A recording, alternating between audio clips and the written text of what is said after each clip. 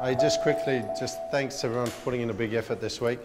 If it does start pouring down with rain, we will just come back early to save everyone getting wet. And this will be our last morning this week, so that's good. We've covered a fair bit of ground. So we had a group called in yesterday afternoon. BCC got a call saying there's a bunch of people in the Botanic, so we got a few of them yesterday, and a few had been surveyed up at Wickham Park as well. So we'll go back there this morning and just double check and make sure we've got everyone out of that group.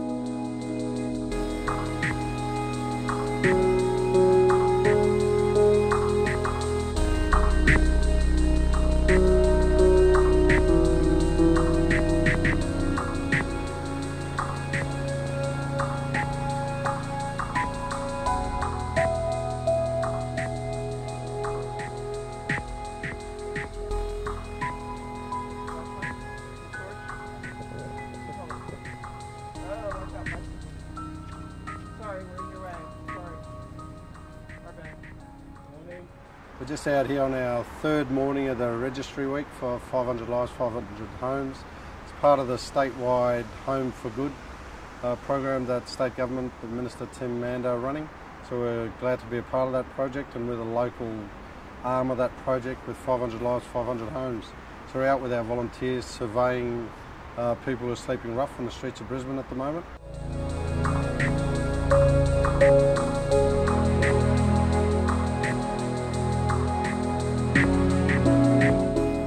So this is my third morning out, and Registry Fortnight is really about finding out where the different groups of people are, and I've been going out in the mornings at 4 o'clock in the morning to find rough sleepers with, I think there are 4 teams of us who are out on the street finding people. There's an amazing kind of coming together of ending street homelessness and a commitment to everyone having housing stability.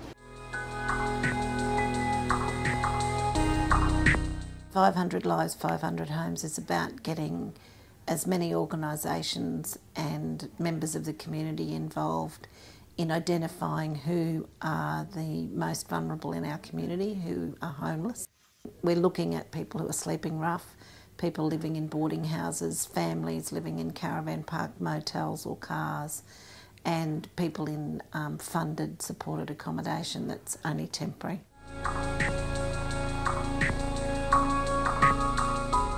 Folks, it is great to be here today, and it's exciting to hear those stats that Karen just mentioned when we have organisations, government agencies and volunteers coming together to tackle this scourge that we have in modern society, and something that shouldn't occur, and that's homelessness.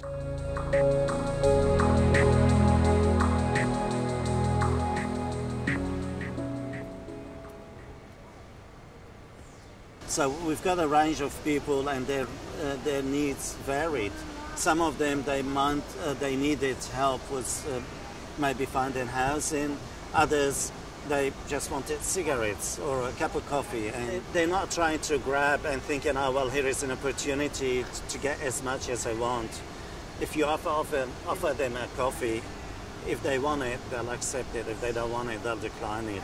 You give them a mug. If they have one, they say, no, I do have one, give it to the other person. And that's wonderful to see. I hope we can see it in everyday people and not just homeless people.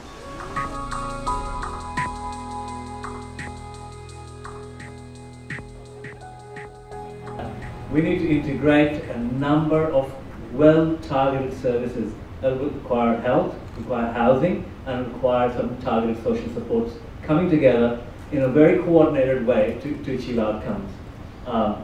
But here, service types, service models, and also we have to develop some strategy in how we understand what security is and how we all work together as an integrated service provider to reduce the acuity, so people can, over a period of time, become full participating members in our community. We met some amazing young people over the last couple of weeks. There was one young woman who sticks in my mind. She came in with a couple of friends. They were staying in a 3-bedroom property with 8 other people, and her and her two friends are staying in the garage. They've been there for about 3 months now. She told me that she was really keen to get back there because her belongings were there and the people were constantly going through her belongings and she was having things stolen. But she also told me that she can't wait to get out of there because it's a place where she's never felt safe in the last 3 months. Once I got in there and you get to know the people, they're exactly what you're doing here. They are individuals and they get into your system, I think. And therefore you feel like you're making a difference every day.